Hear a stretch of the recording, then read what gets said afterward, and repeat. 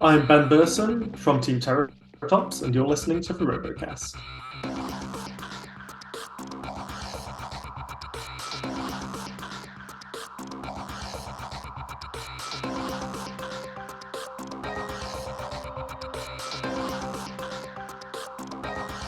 Hello everyone, my name is Samuel64 and welcome back to the RoboCast with myself, Steve the American Killjoy this time, and World of Woodrow. And joining us is one of the probably more prevalent builders at the moment is Ben Burton from TerrorTops. Ben, welcome, how are you? Thanks, I'm good. Good to be here. It's a pleasure to have you. I mean, I say prevalent builders at the moment because, I mean, your robot has reached infamy in the last week or so, hasn't it? It has. It's kind of. We were not exactly your own fault fully, you know? We'll get to it. I promise we will get to it. We're not going to so dodge the elephant in the room, but we've got a lot to get through before. It's a tasty morsel and I want to bite. I know. It is delicious. It is delicious. Before we crack on with the episode, though, we are once again sponsored by the wonderful people at Robots Ruin My Life. I mean, Jevon's wearing his merch, I'm wearing mine. Go get some delicious merch from, the RIPperoni, Starchild, P1, Pain Train teams. And don't forget to use the code RoboCast at checkout for 25% off your order. It's a good deal. You may as well do it. Not long left on that one. Ooh. No, we're going to be doing a drama rising. Keep your eyes open. We're going to be doing that soon as well. We're going to have to figure out how we're going to do it. Possibly, so get on it. Exactly. Ben. Yes. Ben, you have now, well, I say this is your first ever BattleBots season. Is this also your first combat robot as well? This is our first combat robot ever. We made first combat robot event. We made a 120-pound and drove it around a tennis court for a bit, but like you do. But we never, we've never been to an actual competition. I've never even gone to watch like an insect weight. Which I should. That is mind-boggling to me. Like, who thought, let's do this. This is a great idea. What was the inspiration in doing it in the first place? Me and my sister have always wanted to, basically. Like, we watched Robot Wars growing up in England, and we always wanted to do that. We were like building things out of Lego, all the type of stuff you do. And we kept trying to find the kind of idea that would work with BattleBots. Like, we tried to do a multi-brain before TerrorTops, and then settled on TerrorTops as a nice, unique idea that's also very competitive, we think. Well, I mean, we'll get to your first fight, which was against Slammo, which obviously you won. Yeah. You won your only fight so far. So, I mean, as far as competitiveness goes, it worked on this occasion. We kind of tried to piece together the story of this fight. Yeah. So me and Steve were there in Vegas. We saw this unfold. Yes. What actually happened to lead up to this fight on attempts both 1, 2, and 3? Yeah. So it's quite the story because obviously lots of people know we passed safety on like the first day. And then most days after that, we would go in the test box and actually test the robot, and it all worked fine. And then we put it down in the arena, lights came on, and we drove forwards. One of our forks caught on the floor, I think. And in our like right drive, our keyway snapped. So it could no longer drive any of the drive. And then we had to figure out how to say, no, we're not ready, because obviously we don't show that on TV. So we have no idea how that works. And then they sent us out the building, said, okay, get it ready. We'll have you in for like the next session, but I think they had a scheduled for the last fight of the first session still. Yeah. We were meant it's to be the gift of being fight. an exhibition, where they can kind of fit you in anywhere. You Yeah. you don't have a direct effect on the tournament, just when you're going to be in the arena and when they have to run fights. Yeah, it was good. And then they were kind of rushing us, kind of not, but still our choice. We ended up working out just outside the back of the arena on the day of the big dust storm. So we got both side drive sprockets out, got them welded instead of keyways by the Lincoln guys, so they wouldn't snap anymore. Got it all back together, went back in, and then the robot just wouldn't turn on. And then we spent the other 6 hours of the day swapping all our Vex BB speed controllers, obviously known for their reliability, because they had all gotten zapped from static, and we're assuming we still don't really know. And so we had to swap those. We got some people from, we asked like Quantum and Witch Doctor for help because they run BBs. We were having some issues with it through the day, and managed to end up getting into the fight and winning. So all works out in the end. It did. Yeah, that's all that matters, right? Ultimately, as long as it works, eventually, that's all that matters, right? Yeah. Scheduled for the first fight ended up being like the last fight of the day. You know, these things happen, right? It's the that you wouldn't know unless you kind of have built robots for a while. Obviously, this was a complete, new thing for you guys, and ultimately, I think you handled yourselves quite well by the sound of things. You didn't panic too much and got there eventually. Yeah. We have sourced the internet for a number of listener questions about your robot TerrorTops. So we'll pitch them to you. We'll start off. Well, actually, not a question to start off with. It's it's just a statement from Diana from Skorpios and a friend of Numbskull and Wingerding, apparently. So I've heard. Not a question, just a statement. You guys are awesome. So we'll start off with that. Thank you, Diana. Quite a nice thing to hear, right? Yeah. First question comes from the Bot Jammer and from Patrick on Discord, and they both ask a similar question, which is, where did the name TerrorTops come from and who came up with it? I think I came up with the name. Originally, we were kind of messing around with the different themes. It was originally called Attitude Adjuster and had more of a Billy Goat theme. And then just looking at the CAD for a bit, spinning it around, we noticed our front lifter forks, I guess, looked like Triceratops horns. And so then we started thinking of different Triceratops names, and TerrorTops ended up coming up. And so we stuck with that. Fair enough. Yeah. Steve, do you want to take the next one? Yes. I will take the next one. This is Sean Peterson on Facebook. What came first, the lifter or the blade? And did your theme inspire design, or did the design inspire the theme? I feel like we've already answered that question. Design definitely inspired the theme. Originally, it was just themeless, but the lifter and blade, they definitely went at the same time, I'd say, because we obviously wanted to do a vertical spinner because we wanted to win. The cat's out the bag now, right? That's how it works. I mean, take all the theming away. It's a 4-wheel drive box vertical spinner with a lifter on. Never been done before. It's so. Of course.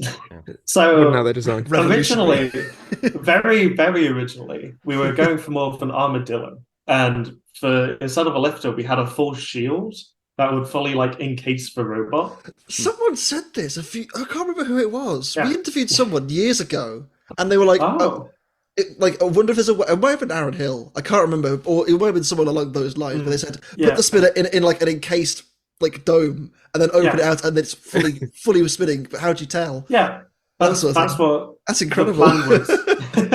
It is to keep it protected from box rushes and stuff was the main idea, so we can push it around, and then it kind of evolved from that.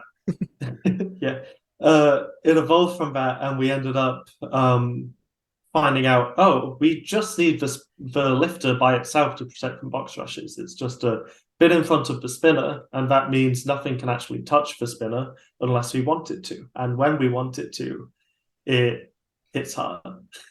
Yeah. Absolutely, and surely it does, because we've as we've seen. Yeah. Jevon. Yeah. Tenny on Discord asks, what made you think of the lifter spinner combo? I mean, we've kind of covered that. But how did you adapt? Obviously, robots like Whiplash have the lifter spinner combo as well. So Tenny asks, how did you do it differently to what Whiplash is doing? What was the thought process there? So Whiplash is definitely one of my favorite robots. Obviously, there's a lot of inspiration in TerrorTops beyond basically beat for beat what Whiplash does, just slightly different. And And what I was seeing when looking at a lot of Whiplash footage is when they have the spinner on the arm, they like go to try to lift someone and is controlling someone, and the spinner hits them out of their arm. So they then end up losing control and can't lift without hitting, and they can't hit without lifting. And so this separates them, but still keeps them working together.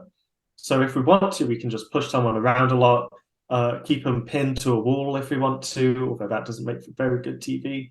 And then when our spinner's fully ready, we can lift it up and actually hit them when we want to. And so it's definitely inspired by Whiplash, taken a lot of ideas from them, and we think evolved it in a way. Definitely. I gotta say, this bot almost, I mean, we talk about Whiplash, it's almost like in separate worlds, in separate parts of the world, you and Emmanuel have kind of come to a similar, solution with taking the spinner off of the lifter and having, forks that can play with the other robot, but also have a spinner that's, well mounted on the bot. It gets the robot up and gives you a really nice belly shot at that point as well, because you can then hit all the juicy underside that is quite soft on a lot of robots. Yeah, it was interesting to see Emmanuel actually go for that, because when we designed TerrorTops, I wasn't in any Discords or anything at first, and we were looking and we couldn't see anyone else doing this type of thing. And then I joined it and they were like, "Oh yeah, he did it as like a prank and seems to be going with it." Or something. Too bad for him. It kind of worked this year. Yeah. So now what is the deal? Yeah.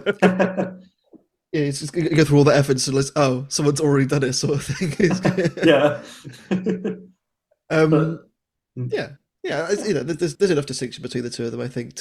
Yeah, most definitely, for sure. There's enough verts in the field. I think we can have a couple different of these kinds of robots. I think it's to even it out. Absolutely. Ivan Yang on Facebook asks, "How is your lifter and spinner organized internally? How compact are the two? And under the bones, is there more top armor?" Yeah, because it does look like the mechanisms are very close together. Yeah, just looking at the picture. They are very compact. I mean, our robot literally has speed controllers and then a thin layer of foam and then the batteries on top of them. They don't fit side to side in there. The whole thing, I think I heard somewhere the footprint of Tantrum, and this is about the same size, if that gives you some sort of scale. It's kind of crazy. I still don't believe we fit it all in weight and in there. And then the ribs are actually purely decorative. They're just very thin TPU plastic that we individually heat bend each rib with a positive and negative mold. So that's very tedious. Oh yeah, I can imagine. Yeah, under that we have either 1/4-inch aluminum or 1/4-inch UHMW, and we're working on getting some AR, because at last filming we had no top armor, no actual top armor for hammer saws or anything. Yeah, TPU is not going to help you there. I was going to say, I don't know what you're talking about. TPU is the strongest material. You can defeat anyone with TPU. It's just... You guys need to get what's that material where it gets harder as you hit it, but it's what D3O. I saw a clip for it, where it's that material that you could wear, but when you strike it really hard, it stiffens. Well, I'm not custard. Sure. Maybe right. It does look like orange custard, I will say. Is that what double tap has? I know what you're on about, Steve. You know what I'm on about? It's like a weird paint thing though as well, isn't it? But it doesn't quite Newtonian fluid. Yeah, that's the one. I don't know. So is toothpaste. Yeah, right. But yeah, inside is very compact. We really struggle to fit all the wiring in there. So we have to make everything very clean inside to make sure it all fits. It's always good practice to have that. Yeah, I'm assuming that's quite difficult with half the Nevada desert in there to make it. Yeah, that wasn't the best plan. That was a very unfortunate day for a bunch of teams that were trying to do testing, I'm sure. Yeah, definitely needed to go inside to get the tops up. We walked out of we walked out of the Airbnb because I'm from Florida. I'm used to hurricanes. I'm not used to a solid matter storm. I'm used to a liquid storm. You see a wall approaching you. Yeah, no, I don't know I don't know what's worse. Anyway, moving on. Jonathan F on YouTube asks, what is the process in finding out if you're an alternate? And was the intention always to become full competitors? It's an interesting question. Yeah, that's an interesting question. We were definitely intending to be a full competitor, and we applied with our original CAD and then kept working on it and kept like doing little updates and things. And then some of the builders, because we were still saying, "Oh yeah, we're preparing. We haven't heard anything from Greg or anyone yet about whether we're accepted or denied." And a couple of builders messaged me and were like, "Hey, they've already sent out the things. You should message Greg on Facebook or something to see." And so I did, and he gave me a call and said basically it wasn't a unique enough silhouette. This was before we had all the ribs and the front armor and stuff. And so that same day, we added all the decorations you see now and the tail, which I know wasn't in that fight, but we're trying with it through the season. And sent that back to him, and he said it's looking a lot better and he'll see what he can do. And I think Retrograde or something got accepted as an alt originally. They ended up dropping out, and so we were a reserve, and we just snuck in as an alt. So we were very lucky to even be there. So no complaints from me for not being in the main season. We're happy we were there. I mean, I suppose it's kind of difficult as well because ultimately, as I know we've discussed this a number of times, like ultimately there is a massive financial commitment to BattleBots in general anyway, and you don't want to kind of start committing resource and time and money to building one of these, or in this, nowadays probably several of these, and then get told, not really feeling it. That's not what you want to happen. And then by the time you do get accepted, it's like, oh, okay, now we've got to do now we have to everything. It up. Exactly, you got to do everything you wanted to do anyway, but twice as fast because there's now less time. We had always planned to have a TerrorTops ready for when the filming dates were, and then if we didn't get in, we would still go to like RoboGames later the year, because luckily that was back on. So yeah, we kind of lucked out with it, honestly. You got to do both. Yeah. Absolutely. Awesome. Rob Weston, friend of the podcast, asks, how were you so prepared coming into BattleBots compared to other rookies this year? I think it's worth saying that you, as a rookie, came in and passed safety on the first pass of it, basically, and no other rookie, I don't think, has ever come in and done that. Let's rephrase. Okay. Yeah. No first time builder has done that. Okay. I know because I've spoken to them. Monsoon did it first time when they arrived, and Vanquish and other people. But you guys are. This is completely new to this. Yeah. How did you hide your inexperience? How did you do it? How did you do all the things right? We asked a lot of questions. Originally, TerrorTops was the same chain lifter, but it was a fully inch-thick aluminum arm, and that would have just gotten mangled up. And it didn't have the steel forks on the end, that was still aluminum, and the spinner was driven by 2 short mags in the original thing, whereas now it's 80/50 brushless motors that go really fast. Yes, they do. Yes. And so it's just asking builders all the questions, not being afraid to ask questions to get it ready. Like we asked Whiplash, hey, how do you deal with the backlash into the arm? Do you have a clutch or anything? They said, no, we just have UH&W arms, and that's what absorbs all the shock. So we did that, and they do. They are surprisingly resilient. And all the different types of things like that. And then just lots of testing beforehand. Like we're lucky enough to live pretty close, so we just drove a U-Haul to Vegas for it, with the bot fully built inside, and we tested it the night before we went there, so we would make sure we were sure through it. Which if it went wrong then, we didn't have much chance anyway, but it was nice to see it self-right and stuff the day before. Before you actually trial by fire sort of thing. Yeah. I think I was watching, I can't remember, I think it might have been the Skorpios Builder blog, and they went and spoke to Pete, and Pete was singing your praises, just saying, I can't believe that they've done it. They've come in as complete newbies, passed safety on the first pass, and they're sat there ready to go. It's like... Apparently it's refreshing. Yeah. Incredibly so. Yeah. Pete, I've heard, was fighting for us in the selection committee side of things. We really liked the lifter-spinner combo of it, and...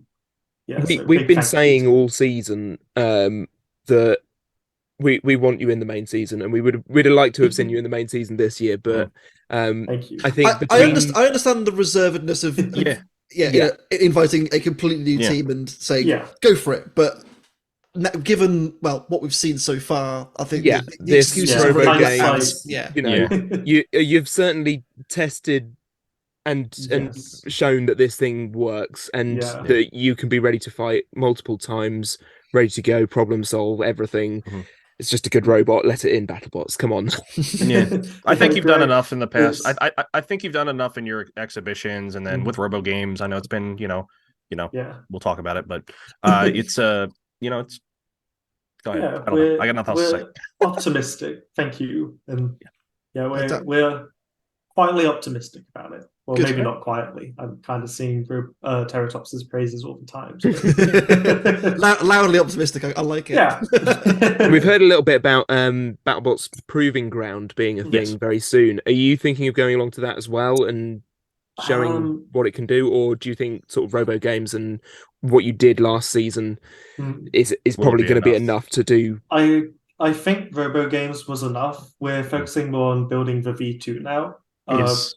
The one thing we really wanted to do at RoboGames was test our wedge, because we got more weight for it, so we could make a bigger wedge. And luckily we got to do that against the only horizontal there. Otherwise we were going to go fight Gigabyte at the Proving Grounds. Yeah, which would have been a fun fight, but alas not.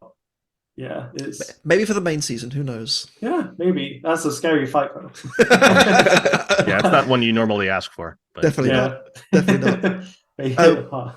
They do indeed. Final question before we get on to the fights for this week's episode. We will get some more listener questions a bit later on, but another friend of the podcast, James Jeffrey, asks, how does it feel knowing you've been lovingly adopted as a British robot, even if the rest of the team is American and the robot was built in America? It's pretty funny. It's fun to see everyone fight like, no, a very US robot, no, a very UK robot. It's like it's like the opposite of Cobalt. We're like, it got adopted by us, but it was built overseas. And then, we had the next thing season, sat in the stands where they interviewed you, and we were like, hang on a minute. That is not an American accent. Well, kind of building on that a little bit, James also asks, is there any chance we might see you at the UK event one of the times you visit home? Maybe. I'm looking at getting into beetle weights and stuff, so might go that size there. It would be a lot to get TerrorTops over here for the big robotic stream and all that type of stuff. That would be a big commitment, but definitely would be. Maybe it would be fun. It'd be nice. Yeah, and then we'll see when we start getting parts like sourced in China. Maybe people will say we're a Chinese robot. There you go. Well, something to look forward to there potentially. We are going to talk about this week's fights. Yes. Starting with Emulsifier and Quantum. Steve, enjoy your sprite-powered machine. Oh, hands up, anyone in the comments. Oh, look at the man. Anyone in the comments who thought that Quantum was going to be your first 4-0 robot this season, you're all liars if you said yes. There's no way. There's no way you would have put it down, would you? What a run. Yeah. Well, you say that. Oh, stop it. Come on now. Myself, Steve, and David all went Quantum in our predictions for this fight. I'll tell you why. I'll tell you what, right? The thing is, you had the advantage of watching each fight progress, whereas... watching the growth of this machine, its pedigree improved, the fight by fight, and you're thinking, oh man, this thing's a killer. So there's a lot to bite on Emulsifier, and they didn't really do much to prevent it. They had the sticks on the front. That was kind of it, and we've already seen this season with Gruff that your anti-crusher setups are useless. So Quantum's a crazy machine. I mean, it is silly. Yeah. I mean, it's a shark among minnows. It really is. It is a scary piece of kit, and you know what? It's really great to see. The Coopers do really well, having been away for so long. Even though they're 4-0, does this hurt their seeding because they've been away for so long, or do you think they scrape a top 4? Top 4? I think they. Why not? In an ideal world, all the 4-0s that may or may not happen should be in the top Well, one to we're have. we're going to get at least one more out of Minotaur and Witch Doctor, aren't we? So Yes. we're going to get at least one more. Mhm. You have to find a 3-in-1 that has a better strength of schedule. I mean, that's still a big ask. There are some, Yeah. I think, Mhm. potentially. Yeah. Looking across the season, Maybe Sawblaze. yeah. We'll see. Yeah, Mm. I don't know. That Hydra fight was pretty pretty Yeah, I well suppose decided. I suppose Hydra's another one as well, isn't it? Really? When you think Yeah, about it. I would think so. That's a possibility. So yeah, many I good do- robots. This Yeah, year. it's crazy, isn't it? It's Yeah. crazy. I do feel a little bit sorry for Emulsifier. That I want to Yeah. bring attention to Matt Bohr's Oh. running laps of the battle box, trying Yes. to get some kind of signal, and Oh, And it desperately does, trying. and then it doesn't anymore. Yeah, Well, no, it did, and then it high centered itself afterwards, didn't it? That And- was it. Yes. and it's was it magnets again? possibly, but I mean, Maybe, yeah. something. I mean, they ran no forks as well, which I found really interesting. I It's think really if they'd have run odd-looking. forks, Yeah. we've seen Quantum Spectre line of robots. They struggle against verts. They know they struggle against verts, and they Yeah. don't really have an option, or they don't have an answer for it yet. You can see on the picture we've got here, they've got the little hinge bits, but Sort of here. again, they Yeah. don't work all the time. And if you put forks on something like Emulsifier, you're getting under it all day long, I think. Yeah. Yeah, I think they so- just wanted to send the weapon into the That's jaws. it. They want to put it as far forward as they can, and Yeah. it also makes them more maneuverable. It means they can get round them more and Mm, attack more. But yeah, I mean, Yeah, they it's a did tough hit one. the jaws. It's just a really tough machine, Quantum. It's yeah, not for T-Fal, but it kept gumming them. yeah. Which, and it's not the first time they've won like that either. They did the same thing against Valkyrie a few years ago, but they kind of like gummed them to death until Yeah. until their weapon broke. Mhm. And I mean, they still had the kind of I don't know. I'm not a dentist. The back teeth, if you like. they Like, did. still- And still that's Your a really good bicuspids and addition. molars, you know. Since I mean, since BattleBots 2019, since King of Bots 2, they've added these back teeth in, and you know, even losing the big teeth, which is the first thing you're going to lose, they still have grip, and they still can get you in a hold and still can put you wherever they want you around the arena. And it is just awesome seeing them get into a flow, get into a rhythm. Watching Pete talking to them in the behind the scenes bot whispering video that came out this week, them talking about the robot being an extension of themselves, and they're not looking at their robot. A lot of people do. I know I do when I'm doing fights, because I just like seeing what I've done and seeing where I'm going and everything. But you need to look at your Yeah. opponent. You need to get into that rhythm of seeing what the opponent's doing, so you can get over there and attack that.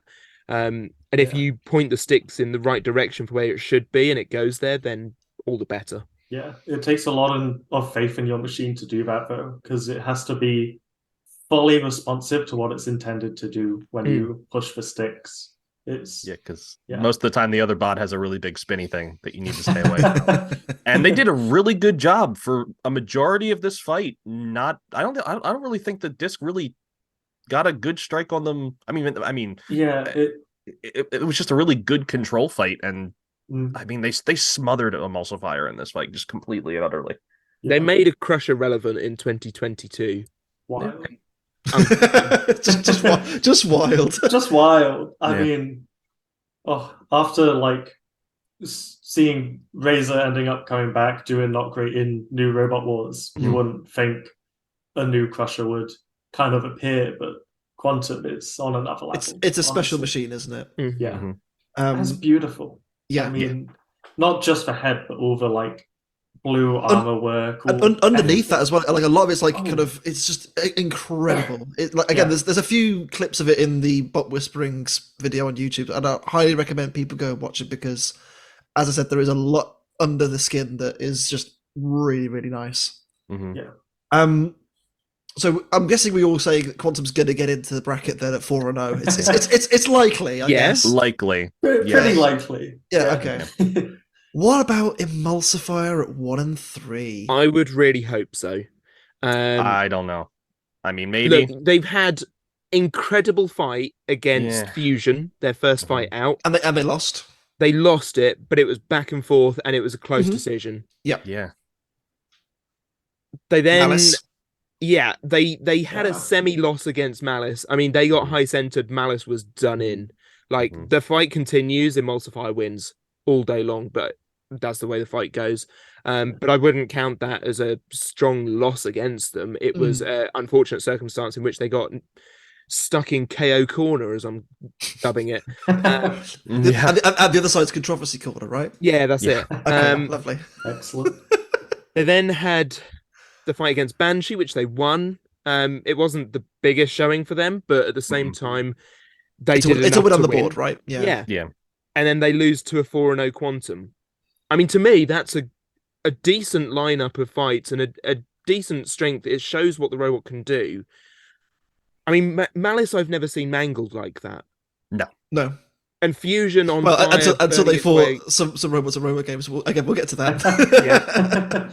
Fusion burning its way across the box, struggling to drive properly and effectively, while Emulsifier is still moving. It's durable. They know that they can get them back into each fight, because that plays into whether you get selected or not, whether you have enough parts to keep coming back in again and again and again, whether you are able to get a robot turned around in a quick time. This is Bots FC. They can do that. I think there's a strong case that they should be. Yeah. I mean, the hard part for me about all that, and I don't remember the record at all, by the way, so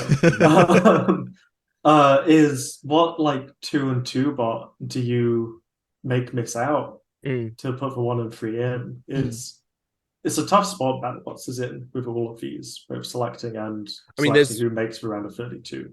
There's a lot of potential for a lot of teams to go 1 and 3 this season. I mean, one of Whiplash and Tantrum will be. Yeah, one of Whiplash and Tantrum. That's wild. Ribbot could. I'm sure there's many more. We've already seen some already go there. Glitch at best and get 1 and 3. Yeah. You know, things like that. It is crazy that, you know, ultimately there's a lot of competition, and we know that there's only 32 spots, but there's a case to be made for a lot of teams. Steve? Yeah, I will say that looking into week 15, the last week, I think Emulsifier will be watching that fight with Banshee and Blip, because that's the only bot that Emulsifier's beat. And if Banshee, beats Blip, considering the pedigree of that team, if Banshee just, really, kicks the snot out of them somehow, maybe that squeaks Emulsifier in, because of, the fact that they beat that robot and, their strength of schedule and everything else kind of spirals. Their strength of schedule has to improve. If it doesn't, then I don't know. It'd be tough to put them in, but it's so tough. I don't want that job. Don't give me that job. No, absolutely not. Yeah. Should we talk about Fight 2? Yeah. Which saw Gigabyte and you've used the word fight there. Yeah. A stomping from Endgame, really, wasn't it? I mean, I'm disappointed that a certain camera angle was not used because Gigabyte goes flying straight towards a camera on that side of the box. Yep. It's exactly where the camera was. The camera flinches. The little countdown clock on that corner gets destroyed. It's an awesome moment that I wish they'd have captured on that camera, but I don't think they used it, and so boo. Gigabyte. They didn't want everyone dropping their popcorn. I was going to say, make sure you're wearing your 3D glasses for this one, folks. If you're having your dinner at home and that comes flying towards you, you are running, not walking out of the room. I mean, if they'd have shown it in the slow-mo replays at the end, that would have been good. They showed they showed the little spike front thing flying towards the camera, didn't they? Yeah, which is brilliant. I mean, they used that. I can see why, because Endgame has to go plow here. If they don't go plow, they have their face ripped off. Yeah. And so they have to go front plow. And that means they don't play the ground game quite as well. Unfortunately, they played it better than Gigabyte did. Yeah. I mean, it's still 2 big hinged wedgelets, basically. Yeah. And they are good at sharpening things. Yeah. So, Endgame bullied them. Yeah, it was interesting leading up to this fight. We're pitted next to Gigabyte, and they were debating in the team what type of tooth shape to use. You can see their 2 teeth shape on the actual image of it there, the more pointed one and then the flatter one. I think they ended up using the flatter one as opposed to the point, but they were going around to different people's pits asking for their opinions because... Yeah, I mean, why not, right? Because they should have had a little box on their desk. That's the way to go about it, like Skorpios did. Little box. Draw the fork shape we should use. I mean, did you vote Skorpios or? I didn't see them do it. I'm really sad. Oh no! I didn't see it happening. What would you have voted for? I would have voted for the sword. Yes, I love it's the it. funner option, right? Exactly. Why not? Yeah. We all know how that fight was going to go. We did. Endgame at 3-1, fairly comfortable into the bracket. I'm pretty sure. I mean, it's Endgame. Come on now. They're safe. They're safely in the top 10, top 8, somewhere in there. I would think so. Can you imagine if they lost this fight and went 2-2? I mean, Yeah. some of the people up at 4-0 would be absolutely cacking themselves, right? No, they might get Endgame at some point. Yeah. But no, they 3-1. They're going to be up there somewhere. I think top 10 for sure because it's Endgame. They're the number 1 seed going into the competition this year. They won't be the number 1 seed going into the bracket, but they're going to be up there for sure. They don't need to be. You don't need to be the 1 seed. Like, it's very.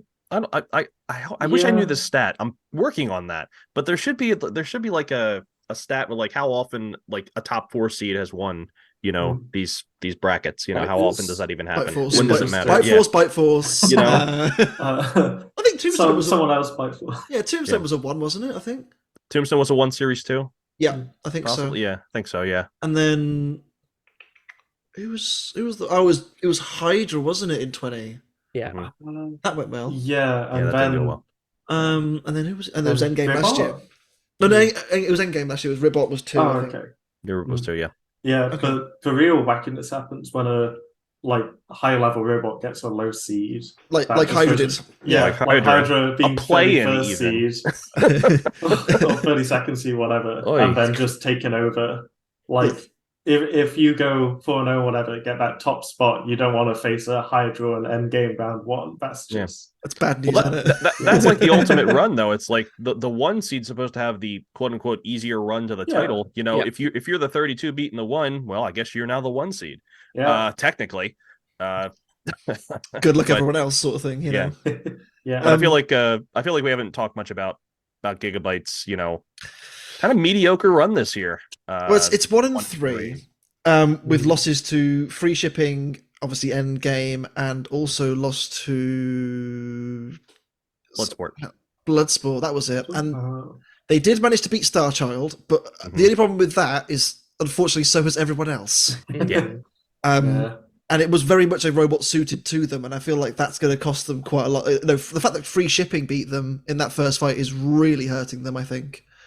Yeah, because they're in a similar situation to Emulsifier, where they've beaten a robot that is most likely not bracket bound, and all the other robots that maybe they lost to. It just hasn't gone right this year. No, I think it was always going to be an uphill struggle for a rookie captaincy and new drivers coming in. It's the new driver thing. Like the fact Gigabyte is a terror to drive. Like the nature of the robot. Yeah, the nature of the robot. The way that it it's going to pull to one side because of the energy of the spinner and all that stuff, and the fact that it's a new set of drivers.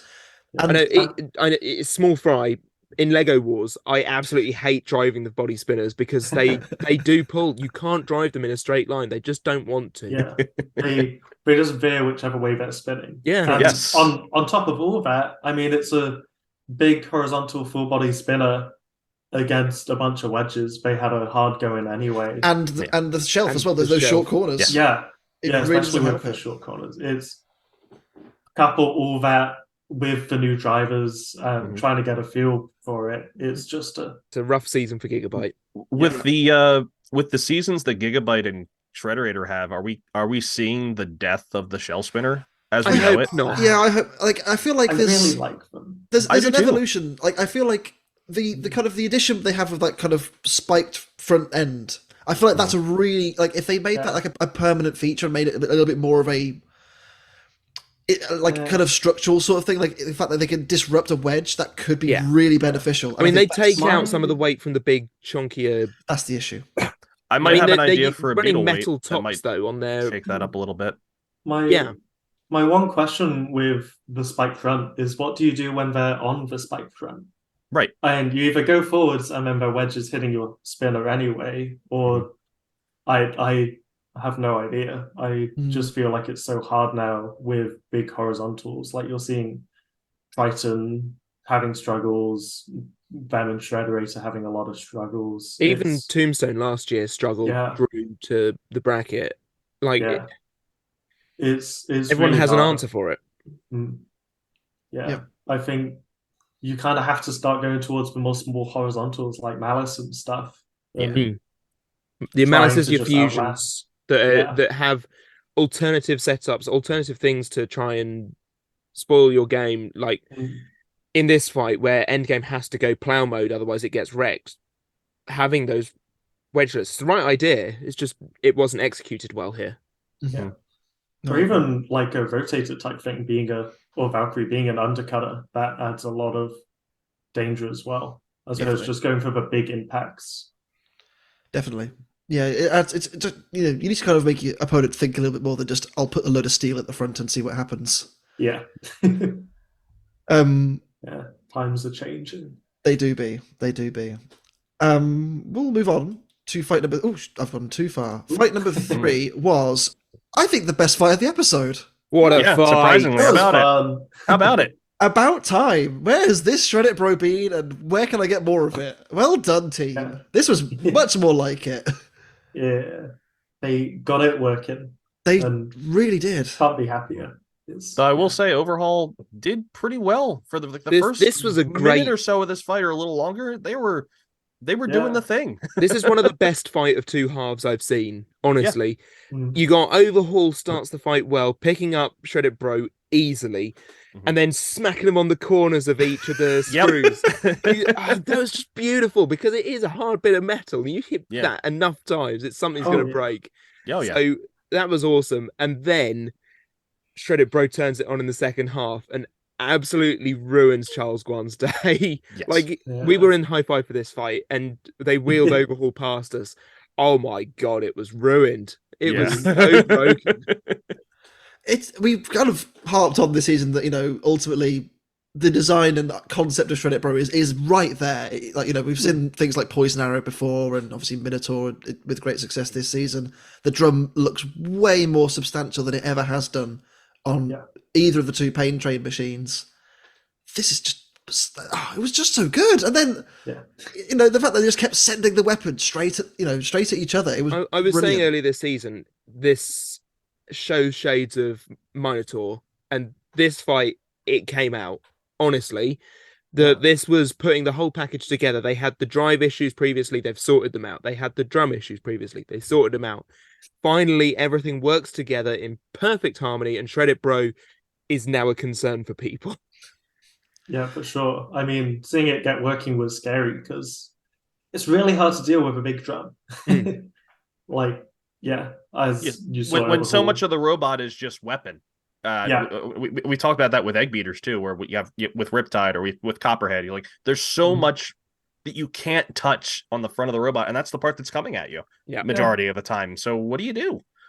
Just put a heavier wedge on front, right, or heavier plow, or just try something. Good luck with that. Yeah. I do want to bring, Overhaul a bit of attention as well, because at the start it was unbelievable. Like, it was proper bullying Shreddit Bro around the arena. It was a good fight for both of them. They kept picking them up. They didn't quite go for the suplex, and they started bashing them on all the corners of the screw boxes. It was great. This is a really good fight. I really enjoyed it. It was fun, and all the builders were like cheering for both sides throughout the fight in the pits. Like, you heard cheers for Overhaul when they were getting all the lips and doing Overhaul stuff, which is always cool. And then big cheers when Shreddit Bro finally got the big hits everyone kind of knew it could do. And it was satisfying. Definitely. That's a good way of putting it. This fight then led to much drinking. Yes.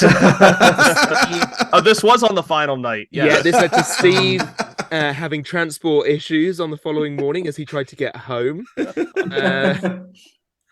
It led to me feeling sick as a dog. It's funny. So I remember this because by this point I'd already come back from my honeymoon, and I was back in the office. And I had a phone call from a certain Mr. Woodrow at 5 a.m. my time, which I was at work already, which is fine. And then he was battered. He was battered. It was about 2-3 a.m. at that point. It was not good. You guys were finished, and I'm like, yeah, guys, I'm at work. Can I go back to my desk now? It was wonderful, and that was when Jevon laid down the gauntlet that the Shreddit team could outdrink the Bristol crew. Which I firmly believe it. we'll see. We'll have to try it out maybe Yeah. later this year. Yeah. It leaves June. Overhaul at 1 and 3, Yeah. and Shreddit Bro at 2 and 2. I mean, even let's say even if Overhaul pulls a win out here, are they bracket bound? Do they get a low seed and I sneak think they in? might. I think Yeah. at 2 and So, 2 with fights Yeah. against Cobalt and Claw Viper. Claw Viper, yeah. Mhm. Two Yeah. very strong robots this year. And the I other one think- was Starchild, wasn't it? Starchild, I mean, yeah. yeah. Which they also Yeah, beat. Yep. they got Claw Viper on their back a few times, didn't Yes. they? Mhm. Yeah, they did good against them. And then first half of the Shreddit Bro fight, if it continued that way, they were just dominating. Yeah. And Starchild never got a chance against them. They were just controlling it really Yeah, well. and Overhaul held off Cobalt For a long. while, for a good Yeah. while. Yeah. And then they didn't. And then Cobalt got a hit, as Yeah. spinners do, and it all goes downhill. Yeah. They might have snuck in, but the loss here to Shreddit Bro, basically it's curtains. Unfortunately, Yeah. What about Shreddit Bro? I think it's also curtains. they're on the bubble though, Jevon. They They really are on the bubble. like- Is it Ugh. is it we just spoke slightly about a too 2 late? and- Maybe. We spoke Yeah. about 2 and 2 that you would replace with a 1 and 3 here. And unfortunately, as much as I love this robot and I want to succeed, and I'd love to see it in the bracket. I think back at recording, I was saying 2 and 2 bracket bound. Let's go. Looking back on the whole season, you Mhm. have a kind of mediocre fight against Horizon. You have two. I mean, they cut the fight against Yeah. Ominous, didn't they? That was Yeah. so rude. you have That two was- fights in which it's not showed its best. It gets toasted against Lucky. It gets highlighted kind of against Ominous. Are they also, future fight watching? Like, say Lucky finds a way to beat Cobalt. Doesn't that win? I mean, doesn't that look? I mean, doesn't that loss look a little bit better? I don't know. Oh yeah, I mean, Even even you lost looking to a at, bot. obviously this is now, but looking at RoboGames, Lucky's Yeah, Lucky's pretty Yeah. real. Lucky's a beast. Lucky's a beast when it wants to be. Ziggy Yeah. Jr. Excuse me. Excuse me. Oh, I think yeah. I'm looking forward to what's next for Shreddit Bro. Whether it do be bracket or whether it's Sin City. what's it called? Sin Champions, City. I keep yeah. wanting to call it Destructathon. No, very No, different. whether Yeah. it's Sin City Slugfest or whether it's next season, whatever happens, I'm looking forward to what Shreddit Bro does next because it's finally working How it should exactly as be. designed. It's Yeah. now Beetle Shreddit Bro as a heavyweight, and Evan is the driver of Shreddit Bro, multi Beetle weight winning robot. You Yeah. need to be watching out for this robot, I think. Yeah. Scary team now, honestly. Yeah. I mean, yeah. And We'll God, I see. love them all. That's so fun. I mean, when we were all out, we were scheduled to fight Shreddit Bro, and so got to talk to him a bit. And he's a good guy. He's a character, to say the least. We have actually got a Back to the Pits. When I get back round to editing them, we have got one with Evan as well. So look out Hey. for that somewhere in the future. Yeah, So we it's- on the final day that we were in the pits, we tried to get as many done as possible. So we tried to hit everybody we could, and he was one of the ones that was like right toward like the end. Like I think that was like right toward the end where we were trying to like get like. I 3 think of he them was in, the like, last penultimate 15 one. minutes. Yeah, and that was really nice. Excellent. Good Yeah. stuff. Good stuff. Well, it kind of skipped ahead a little bit. Our next fight is Yeah, Rotator and Fusion. Mhm. This is again what we were saying about horizontals with a plan to upset your ground game. Yeah. This was an interesting fight. Well, Rotator went in upside down. Okay, looking at this picture, goes in upside what is down. upside right? down? Yeah. Right? The disc was on the top. It's an undercutter or an rotated. overcutter. Like, how do you classify rotator? It's Mm. very strange. Yeah. Yeah. I feel like they just wanted to get one good nick at the side of Fusion or something, because they knew that could pinch something and cause a fire. Mm. Oh yeah, Well, Yeah. as we saw, it does Yeah. tend to do that quite often. Yeah. So they were just banking on that one hit, I reckon. Yeah, and it's interesting as well that he kind of led initially with the forks. I know he likes to do his Yeah. little spin move as he likes to Well, coin it, but You go up against a pure horizontal, you're going to lead with the vert if you have Yeah. it there. Mhm. Like it Yeah. makes most sense. And so to run with the forks forwards is the right move because it then means, oh, But then I Fusion might just, not come off well with the vert but here. the thing is, then Fusion just turned round. Yeah, they did. Yes. They did Rotator's move on Rotator, and it didn't turn out very well. It's like they hit the spot where Sort like of the corner here. the metal bends Yeah. around that where that wheel protector is, and it just sends them flying across the box. And I don't know, Fusion's kind of never right after that. I can see he's trying to get back over. Yeah, it just wasn't going to be after that hit. I mean, it would have taken a mistake from Victor, I think, after this point for them to really, get back into the fight. You just box them in. I think what happened with Fusion, why they got sent so far, was they were at an angle from being on the forks when they turned, and so some wacky physics occurred. as it tends to do. I will say as well, like kind of towards the end of this fight, like Fusion does take quite a hefty smack again from Rotator. The whole vertical spinner is kind of out of its mounting and is like all crooked and bent. It is properly damaged by Rotator. Like those early season issues that Victor was having with only having one weapon motor for the spinner seem to be long gone, and it's properly doing its thing again now. Yeah, he's a scary bot. I mean, before the season started, we had a list of the top bots we do not want to fight. Rotator was number 2. Who was number 1 then? Sawblaze. We don't have. Yeah, of course, yeah, because of the top armor, of course. Yeah. Rotator moving to 2 and 2. I think pretty comfortably in the bracket, depending. Yeah. Well, they lost to Hydra, right? Hydra and Bloodsport. Yes, good bots. Yeah, very good robots, and I think they've beaten good robots in Jackpot and Fusion, so I think comfortable.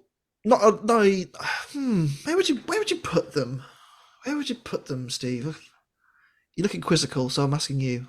I put them like low middle, somewhere in the low teens, high 20s, maybe, depending.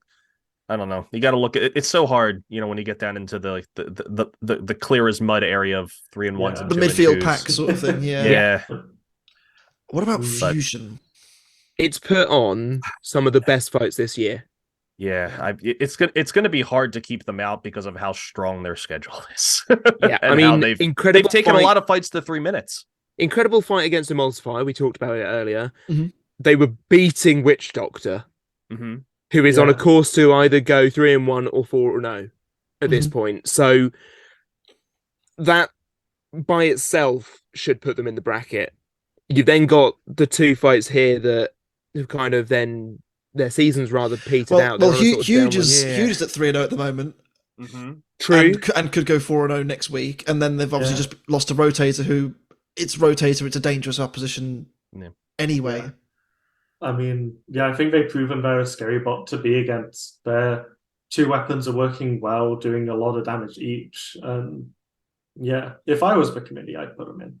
If only just like you guaranteed an explosion in the bracket, right? Like, there is something that helps Fusion a little bit is that they've been there before. They're a known quantity, for better or for worse.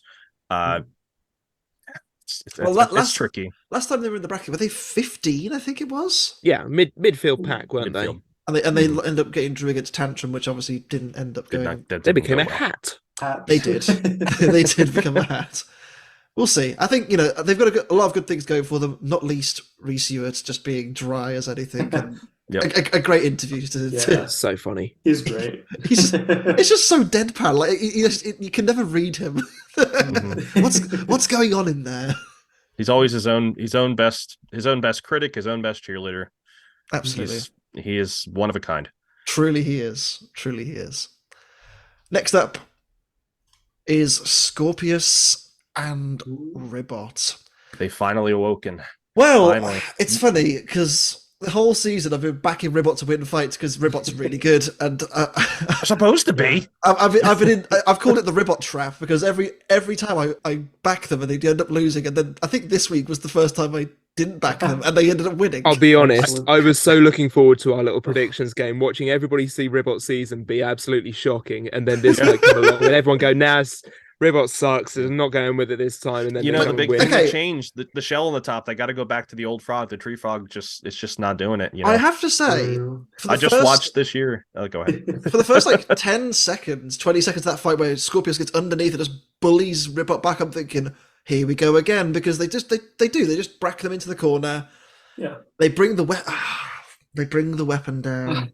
Yeah, that was a and then mistake. Shane flies away. I don't know why on earth they decided to go weapon to weapon with it. No. It seemed like a very bizarre idea. I mean, Go for the wheels; they are the they- weakest part. They might It's have easy to thought say it when the other thing wasn't is still. quite- That is Yeah. true, yeah. But you Yeah, have a but- shot, you take the shot, I suppose. Yeah, They might have thought the weapons weren't quite lining up. I mean, honestly, what are the odds of the two very thin blades being right in each other? correct. Honest mistake to make, honestly. Oh, 100%. You know, and in the heat of the moment, you just got to think, right, I've got to do something to Ribbot, Yeah. otherwise they're going to do something to me, and then it's You want to curtains. hit them. Exactly. You You know want what? to hit the other robot.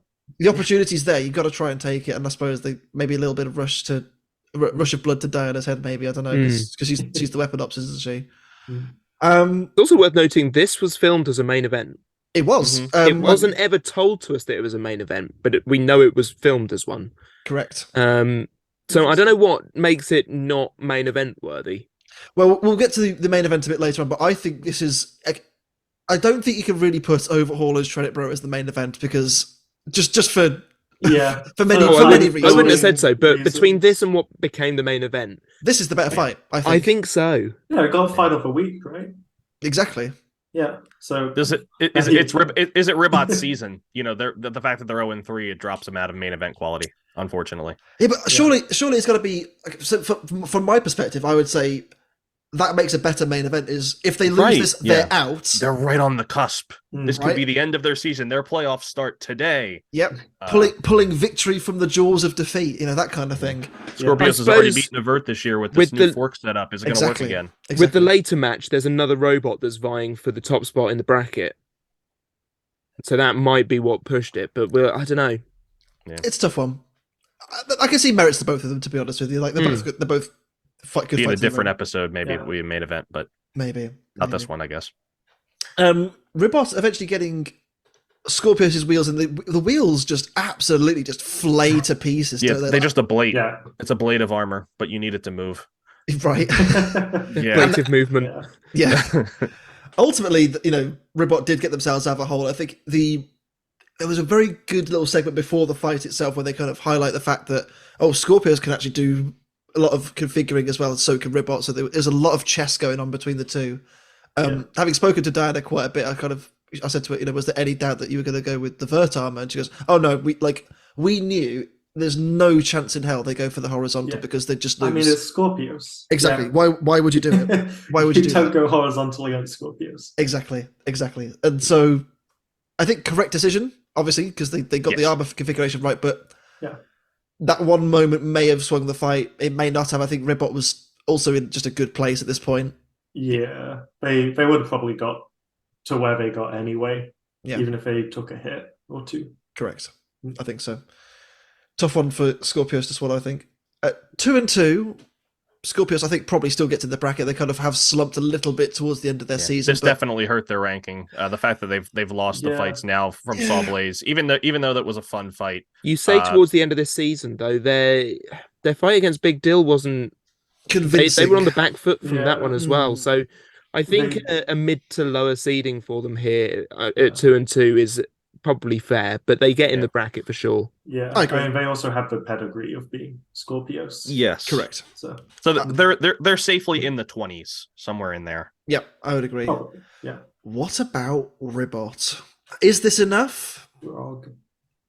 Considering last season they were 3-0 and were looking pretty beefy, Mm-hmm. to now where they're 1-3, they've lost to. Witch Doctor? Fair enough. Yeah. Claw Viper had an amazing season, and Jackpot, who's recovered well to 2-2. Claw Viper and Jackpot made Ribbot, who looked incredibly strong last season, look like paper mache, which is ironic because it's kind of what their top is made of. But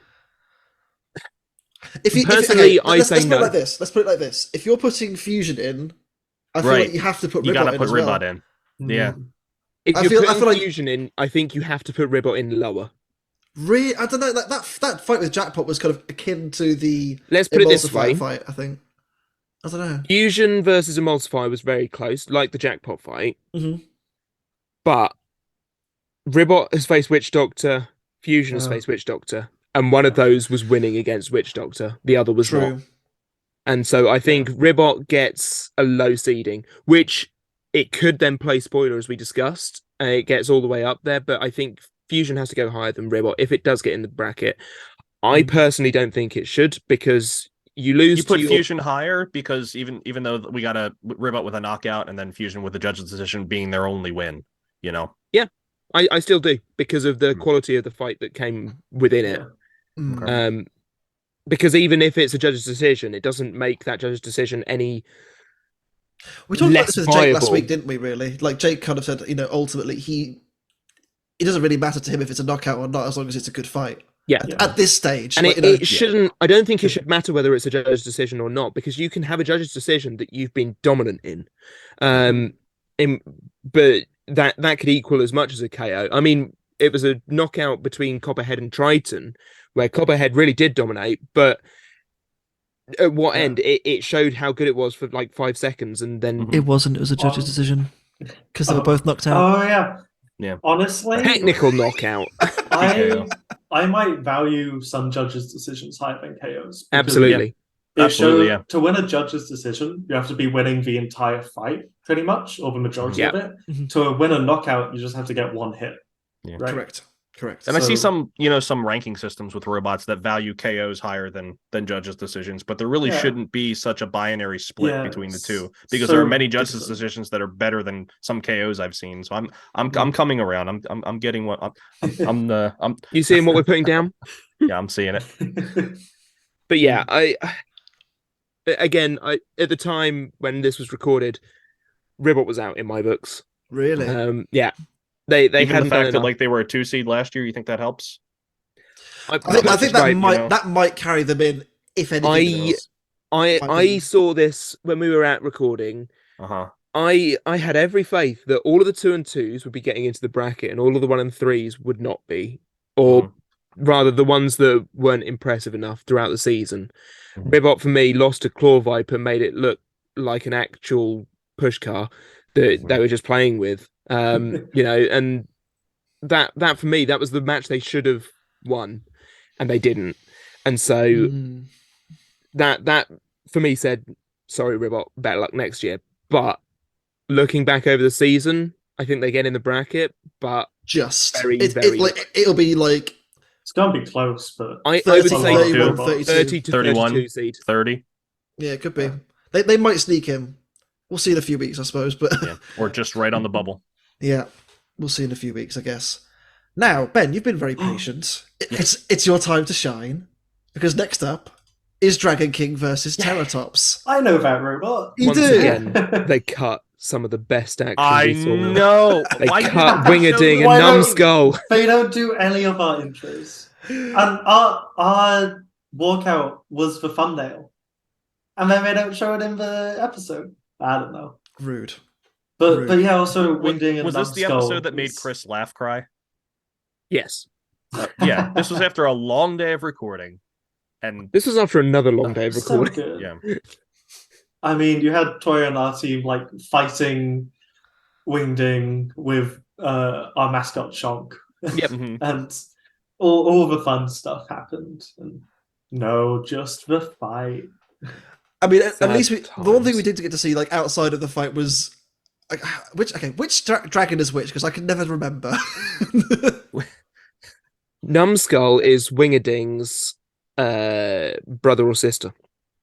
Thanks for nothing, Jevon. That was really whichever one headbutted the starting button. Kudos to them. We actually have another list of questions before we actually get to the fight. Yes. Which is from Bots Fans United on YouTube, and they said, since they cut the interview segments, what was the strategy for the fight versus Dragon King? Honestly, we were pretty worried about this fight. Firstly, because, like I said before, we don't have any top armor.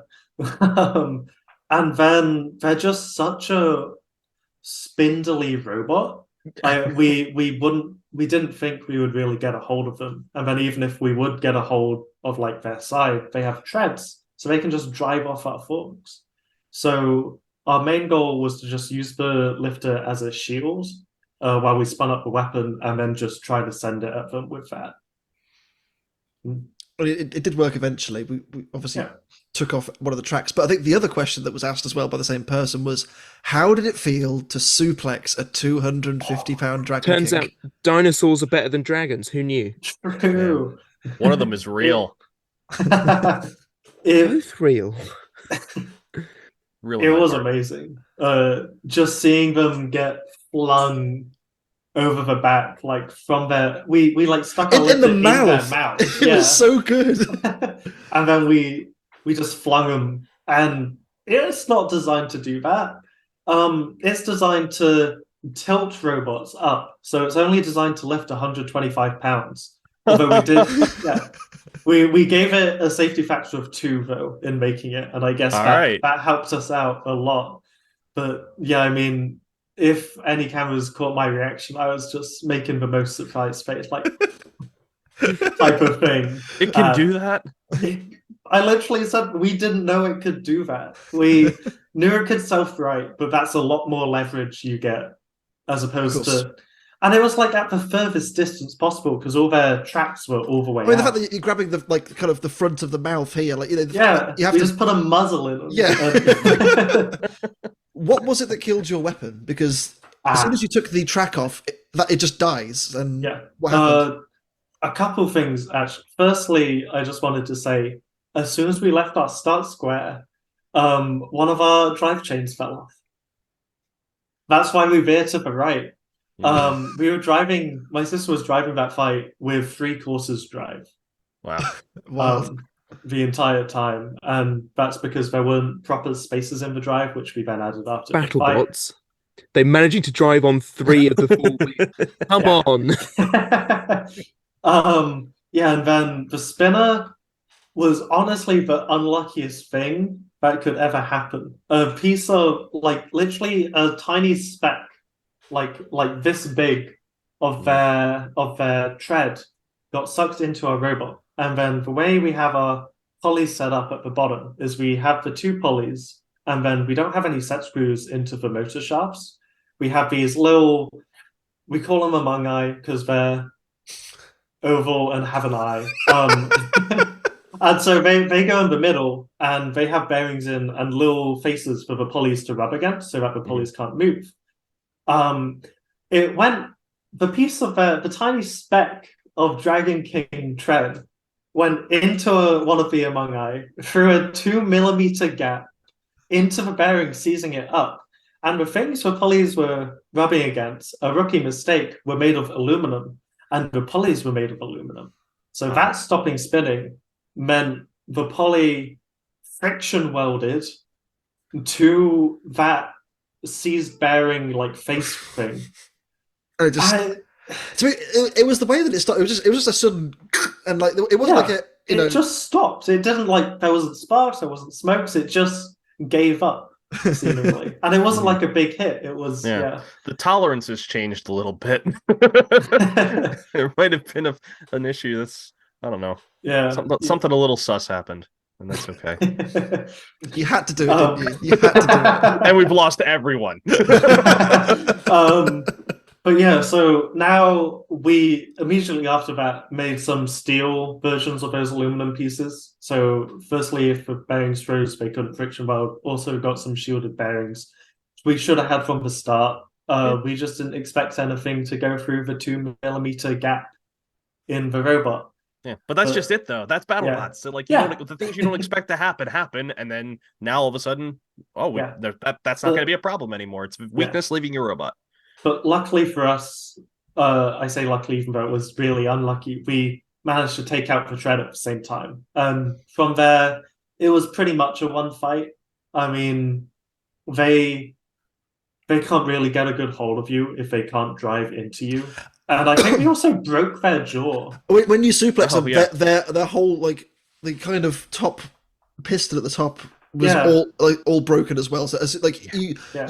you broke their skull by throwing it over you. Like what a gruesome way to kill Dragon Yeah. King. And then later on, we stuck one of our forks in one of their treads and lifted from that. Yeah, I'm seeing that right now in the replay. I watch these slow mo as we that's talk fair. through these, so in case I catch things. But yeah, I just saw that clip.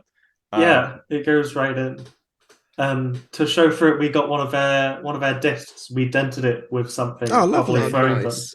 So we got one of those to display, and that's very nice. I mean, I love Dragon King. It's we kind of gushed about it last week a little bit with Jake. You know, he is just a wonderful piece of engineering. It's not in no way is it suited to BattleBots in 2023. No. But it's glorious to see it back in an arena once again and doing what it does best. It'd be a great sportsman robot, wouldn't it? It really would. For Very sure. much so. I mean, honestly, I was slightly happy the spinner broke. So you didn't have to hit it anymore. I didn't want to kill Dragon King. Like, they came to us before the fight and said, hey, just don't hit the center pod. We don't have a spare of those. Feel free to hit everything else, but try not to hit them. And I mean, we didn't, so. What more can Mission you ask for? accomplished. Yeah. It does mean you've now won your first 2 fights at BattleBots. Easy, right? Like what's easy? Yeah. No stress involved in any of it. No sleepless nights. Yeah, we definitely weren't working like 7 to midnight every day. Oh. So what do you think the chances are of a 2-0 robot getting in the Well, it's sure-footing, right? yeah. Yeah, for sure. Unbeaten robot has to go in, right? Surely. Decent. Better than Light Possibly. Force, confirmed. Oh no, his ego's exploding. What's gonna happen now? Now say the line will take Tombstone. No. No, no, I'm not going that far. We'll take Endgame. Oh, with a okay, lifter, okay. right? All right. Yeah. Sure. Feel like you have Yeah, to. we're just fun with a lifter. We're objectively better. I mean, Absolutely. We kind of relieved, like, you know, obviously you've spent all this time to get ready, and you know you've turned up to the event.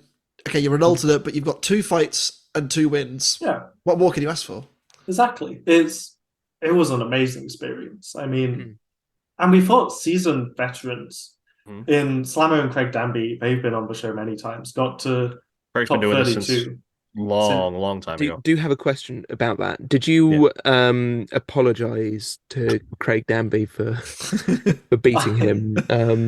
It's a running thing that we every now and again we all just have to make a solid apology to Craig Danby, and I didn't at the time. I was well versed in the culture. Before the fight, I apologized for using forks. there you go. That'll do. You've made your apologies to Craig Danby. Yeah. You've made it in the robot community. Yeah. Good, right? Amazing. But, yeah, I will say after this fight, I think shortly after, because before this, for like the Slammer fight and stuff, our spinner was going at 180, our big disc, 180 miles an hour. After this, they got the tachometer out so people could do tip speed tests, and we ended up getting to 220. So anything after here, we're at full beans. Yes. So if there's any more TerrorTops to come, we could see some even more potentially devastating attacks. Well, hopefully. And Dragon King at 1-1 now, I believe, in their exhibition. Tough one for them to get in the bracket, I think. Yeah, I think it's I think they may well just scrape the 33 seed. Yeah, there you go. Yeah. Well, their win was against Doomba, so I mean, oh, maybe it's the 31 seed then. Who knows? Who knows? Yeah, exactly. Let's see. That shoots them up a bit. Oh dearie me. Well, we've delayed long enough. Yeah. Main event time is Copperhead and RIPperoni. Right. This fight, man. Luke, you box rush every other robot and then decide not to against RIPperoni. Are you mad? I will say I love both walkouts of this one. Right? Yeah. The pizza box for Luke. Fun. It was excellent. Luke and the Copperhead team that are there now have made Copperhead so much more joyous to root for. It's just, again, nothing against Robin and his team that he had. Yeah. I Even just get Zach at that point. I know. I just get filled with joy seeing Copperhead whenever it's on screen. It's wonderful. Yeah. And then they used to be such a serious robot with, and they've really upped it in that department. I mean, it's a It's a serious bit of kit. Oh, Let's not. Oh no, don't get me wrong. It's still Let's be serious, but honest, now it's fun. It is as well. the funny snake robot, and It I'm is. so glad we're seeing more of that side of it this time round. And to put a fight together with that team against the RIPperoni team, it is just infinite fun. I want to talk about RIPperoni's walkout as well, because they have a big old joint of ham. That must have cost a lot of money. Who is spending that much money on a prop? Come on. Yeah, I'm not even sure. I'll tell you who is. It was the serious. chaos that is RIPperoni. Yeah. 100%. False collar as It's we all come the out head with full games. paleontology costume. I will say That's fine. That's That's not, I mean, the ham costs more than the spinner. I was going to say, like, ultimately, you know, you're going to be wearing that the whole time. If you don't eat the ham within like a day or two, Yeah, that's going rude. Oh, that was their dinner. Especially that was their in lunch Vegas. and dinner for like 3 days of filming, for sure. I love it. Well, I will say when we sat with Lindsay and Chris in the stand, she wanted chaos, but I don't think she wanted chaos this time. Well, Chaos for the end game fight. That was that. Yeah. Not chaos now. well, okay. I'm going to Luke oversteers. I'm going to posit a theory to you here, and I've said it a few times to a number of different people, and I think it does hold quite a lot of water. What I'm about to say. Okay. RIPperoni probably don't win this fight if they don't win the endgame fight, which sounds a wild supposition, I know. My theory. That theory. So my theory is this: if endgame beats RIPperoni, it's 0-2. Okay. Yeah. And then it probably, let's say, it probably still beats Hijinks because Hijinks is having a tough season. So that it means Hijinks is having a tough most of its days, honestly. It really is. Bless them. Which then leaves RIPperoni in this fight at 1-2, and probably needing a win, really needing a win. So, okay, by the nature of the robot, maybe. My theory is, okay, there is only one way to drive RIPperoni, and it's at your opponent. You have to be very aggressive. But are they as aggressive if they know they have to win? Yeah, maybe. But I mean, at the same time, like they're probably a little bit more careful. Whereas in this fight where they're 2-1, they could probably be a little bit more aggressive, knowing they've got an endgame win in their pocket and they probably get in the bracket anyway. And I don't think Copperhead would be as scared. I think that might have played into why they didn't just go for the box rush. Yeah, and I mean, I don't know how much of the on-screen stuff that the teams know about, but it was 2-1, for Copperhead for people who picked them to win. It's a big fast drum against a big third. It's normally a tale as old as time. You say it was 2-1 for picking Copperhead to win in the polls. It was also 2-1 for us that were watching there, because both David and Steve went Copperhead, and somebody decided that Chaos was the only option. I'll be honest, in my prediction, I also went for Copperhead. So yeah, what can I say? Enough. I mean, well done, Jevon. Pizza. Yeah. I mean, it's just such a fun robot too, RIPperoni, and the fact that it's so deadly. I mean, I don't think they expected it to be that deadly. Before any fights happened, I talked to them a bit, and they were like, "BattleBots does not want us to win. Have you seen our schedule?" Because they have Buff, Endgame, Hijinks, Copperhead. Like, it's a rough lineup. It is a rough very, lineup. very rough lineup. Yeah. They gave him the schedule that Uppercut probably would have got. Yeah. But they're not Uppercut. They are very not Uppercut. Yeah, they're a very better. new, chunky robot, and it proved it to be an upgrade. Honestly. Yeah, I mean, hard to say looking at how good Uppercut is, but I think that even when we had Anna on, she's like, it's even when they showed up, they're like, oh, it's the funny pizza robot, it's unassuming. Man, my pop filter is just not having it today. It keeps going down. I'm not even touching it anymore. But yeah, no, it's honestly, it's this unassuming robot, and it's this really pretty pizza robot, but it's a killer. It is a bona fide killing machine, and I think Copperhead got hit really... twice, 3 times, and that was it.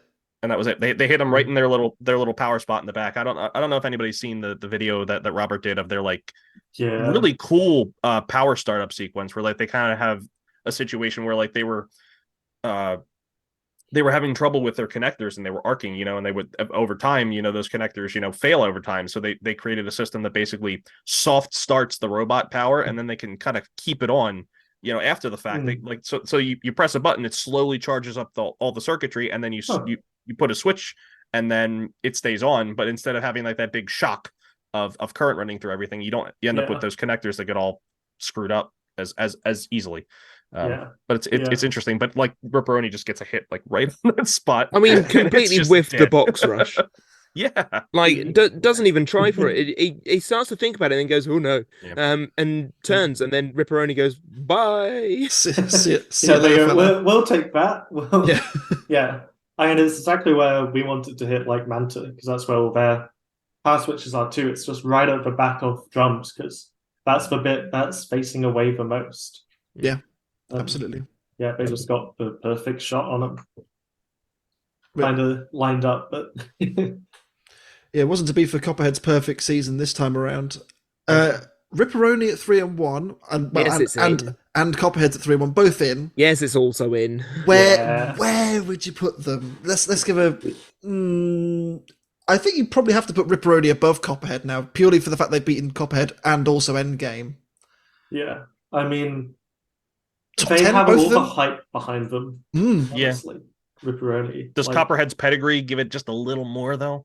I think so, and I think the fact that they've knocked out their opponents in such quick time, they have been the knockout power this season. RIPperoni has also done well to knock things out, but it's taken a bit longer. And I know I just went on a massive speech about how knockouts and judges' decisions should be weighted at the same and everything, but honestly, I put Copperhead ahead because that shows you how complicated it is, though. It's not binary. It is case by case. Sure. It's such a tricky system to kind of weight how powerful or how substantial a KO is over a judge's decision. It all depends on who you're fighting. I mean, that's really the other variable that is very important for this. This equation here. I don't know, man. They both had really good seasons. It sucks that they had to fight each other. Another thing in seeding is predicting how well a robot you think is going to do. Yeah. And you look at how well Copperhead has done and how well RIPperoni has done. RIPperoni being a rookie team this year, or a rookie bot this year. Rookie bot. Yeah. Copperhead has 3 seasons behind it. It's got true. some pedigree, and it has more potential to go through and win. So that's how I see it. Yeah, Copperhead's more of a known quantity. I mean, RIPperoni is chaos. Yeah, you just don't know what it's going to do next. No, it's been very exciting. It's been very refreshing to see. Who knows? It might even take out the overall number ones. Oh, it already did. As it's one to do. The preseason rank. RIPperoni is the kind of bot where if you put them in first seed, they lose instantly, but second seed, they win the whole thing. It's true. It's true. Well, that ends the episode review. Now, normally at this point, we'd be like, just talk about what happens next. But obviously, we don't really know. Another event happened. Well, it did. And we don't really know what happened at BattleBots yet. They haven't really announced anything with regards to side competitions. And, last week was RoboGames, and Ben, you were there. I was there. Did you enjoy yourself there? Oh, it was so much fun. I mean, anywhere you get to fight heavyweight robots is just such a fun atmosphere. Yeah. Like, we were pitted across from Mad Catter, and to the left of us was Malice. Right. And so, just the best energy. Yeah. We have a number of questions, as I'm sure you expected, about what happened at RoboGames last week. Now, there is an elephant in the room which we will address in a bit. Yeah. But first of all, we'll start off with PB2's question on Discord, which is, why were you able to get away without changing the robot's name? Is it due to being an ultimate meant there was wiggle room with the rights? Because obviously we saw Mad Catter was called Cataclysm, and Malice was White Rabbit, and things like that. They had to be a little bit careful with what the robot was called because of TV rights and image rights and things like that. Why were you able to get around that? Honestly, it's a very interesting question. It isn't that interesting of an answer. In the contract we sign, it says you can't use the same likeness or name for other televised events. And so we just asked Greg at BattleBots, hey, can we go to RoboGames with TerrorTops and call it TerrorTops? And he said, yeah. And that was it. It wasn't a big conspiracy to try to push TerrorTops in. No, it's just, and then we lots of teams do rebranding for fun. Like I know Bunny just wanted to make like new logos and White stuff. Rabbit is Oh, the yeah, ultimate absolutely. meme in yeah. Robot Combat, and I'm so glad that she did it. Yes. Yeah. Yeah. We just did not have the time for that. We Fair already enough. had big TerrorTops stickers on the side of the bot. And The branding is done. No more branding. no more branding. Also no ribs for that event, as you saw. No, it was in base configuration. Yeah. Were there any changes to the robot itself from BattleBots to RoboGames? Yes. Firstly, we swapped the Vex BB speed controllers to Castle XLX members or whatever they're called. Or whatever they're called. That is the brackets at the bottom. But they have like a 2 and an S somewhere in there, and it's all and though they were really good for us, like they come slightly bigger, like slightly taller than the Vexes because they have a fan on, but you can just take that off. It only has to run for 3 minutes. It doesn't need a fan. Oh, God. Unless you're Fusion. Yes. Yeah, and then we just stuffed those in. It all went in the same spots as in BattleBots the speed controllers did, and then we got away with less batteries. After our BattleBots fights, the lowest the batteries got was like 60%. Wow. We really over budgeted. You oversized them a little bit. Yeah, quite a lot. So you got a lot of weight you could have. Yeah, they saved us about £7. Awesome. Yeah, it's pretty good. Hence So the instead bigger of wedge. running, bigger wedge was pretty much just because the battery saved that, and then the speed controllers saved about £1 or so. And then what's the thing? We used to have 3 of one type of battery, 1 for each drive and 1 for the lifter, and then 2 big ones for each weapon motor. Now we just have 2 slightly smaller ones for each weapon motor, and then 2 middle ones for both drives and the lifter, because they all share voltages. They're all long mags. Interesting stuff. Little bit of redundancy. Yeah, exactly the same frame and everything though, and spinners and lifter like that. Yeah. Steve, do you want to take the next one? Okay. I'm pretty sure I already know the answer to this question because I mean it's like comparing an apple to a, I don't know, not an apple.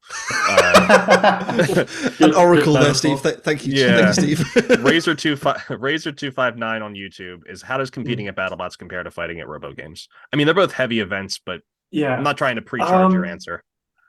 I get you. BattleBots is, I'd say, nicer. You have a big pit area, like 3 proper tables. They do catering for breakfast, lunch, and dinner. RoboGames, you get a wooden table that you share the other side with another team. Heavyweights do not fit on the tables. No. One of ours was under one on the cart at all times. And then they don't do catering. They have a food truck where a bottle of water is $7. Okay. Yeah, that sounds like a ball game. Hot dog. A thing of fries is like 11 or something. Oh my God. Yeah, and they charge $15 for parking each day on top of the entry fee. That ham not looking so expensive now. Nah, honestly, like, might as well buy the ham. But it was so much fun to just fight heavies, and it was such a different experience because BattleBots, we got like days between fights to get it already. RoboGames, you have like a couple hours for some fights. We got a bit lucky and got a day with one and didn't take much damage apart from our last couple fights. But like it is a lot of work a lot of the time.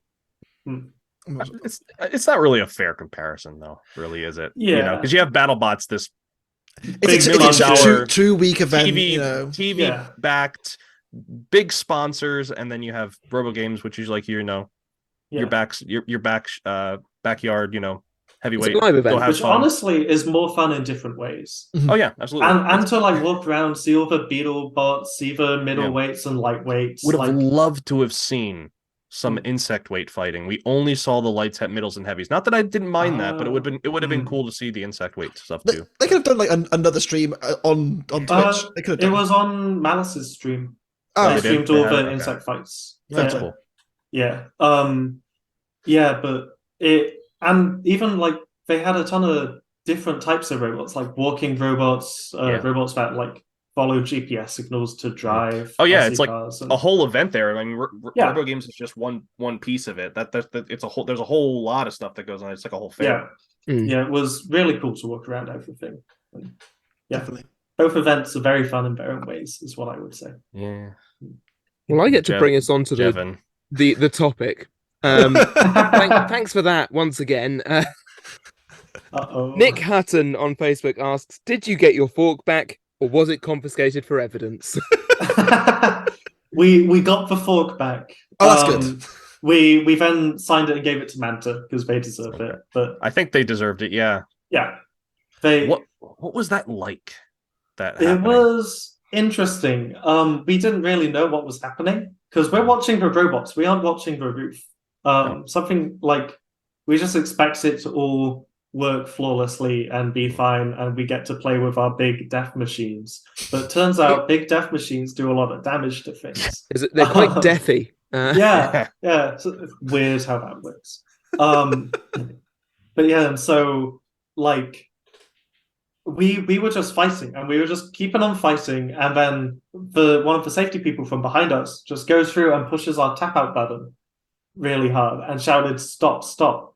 And we thought like one of our teammates just pushed through and pushed the tap out button, and we were like, "Wait, what's going on? We aren't tapping out." And then we hear people saying breach, like we hear some audience shouting about stop the fight, and then we're just hoping that everyone's okay, like asking, "Hey, what happened? What's going on?" And then we get shown that like our fork was there.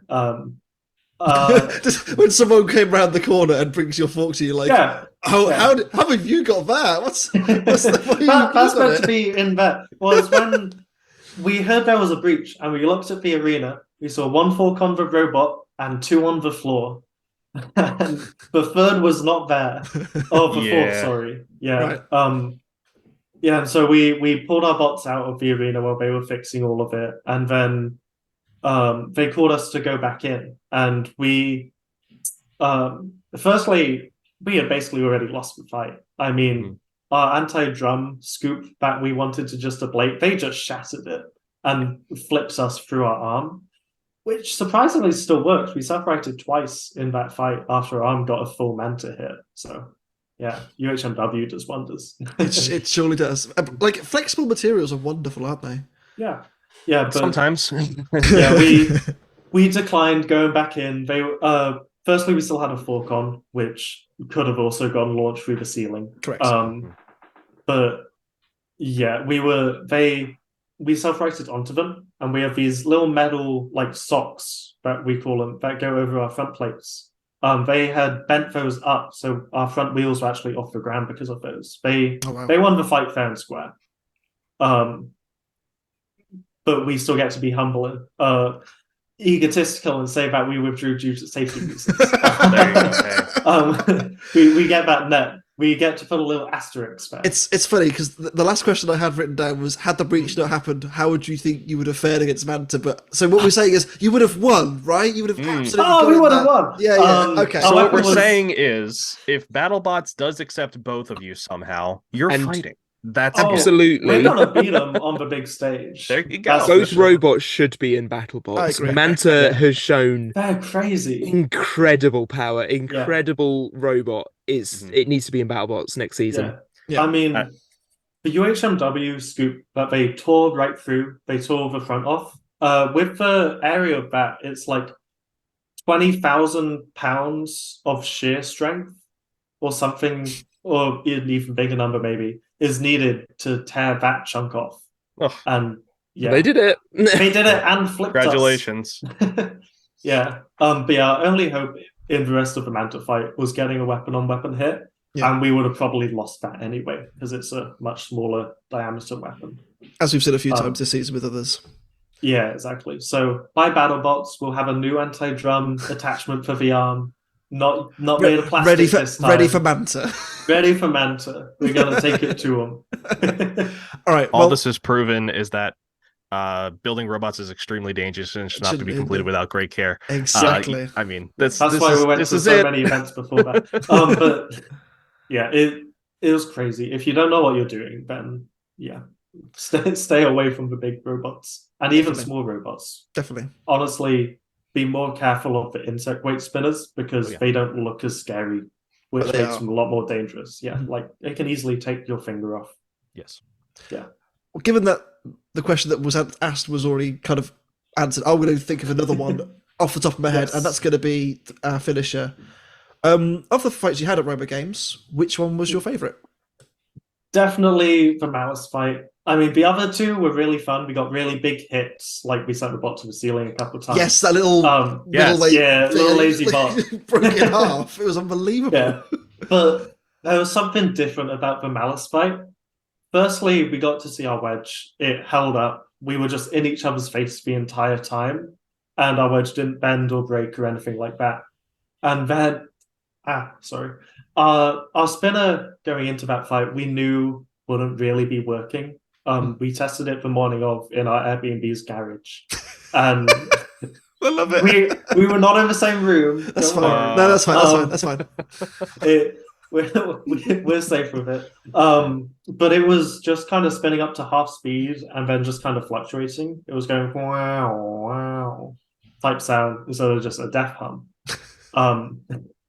And so we knew we probably wouldn't win the weapon on weapons, but we had to just go all out anyway. That was our second robot, our second frame we brought that we had just built, so that it was having some issues. But we're really happy with how it performed. I mean, the weapon took a giant hit that bent the 1-inch AR500 and the 1-inch aluminum frame out that it holds it in, just breaking our weapon fully. But then we said, screw it, we're just going to send the arms at them and see what happens. You got a nice little lift, and you kind of carried them around a little bit. Yeah. Like, after they were destroyed, I mean, those arms, we have no idea how we lifted them, honestly. Firstly, the arms were looking like this, all splayed out and stuff, all wibbly wobbly, turned to liquid. But then our key at the back, because the arms have like this little metal coupler and the UHMW that a key goes through, that's on the shaft, that had completely snapped. So it was just lifting by the friction between the UHMW and the shaft. No keyway or anything, and it's still suplexed. That's a way you can save weight now, I guess, if it works. Who needs just any of cut that a bunch extra of holes stuff? in Who it. needs a keyway? But yeah, like Well, other than the keyway, the answer to the question is how did you lift? Was wow. It just kind of did it. with the forks going. Oh yeah.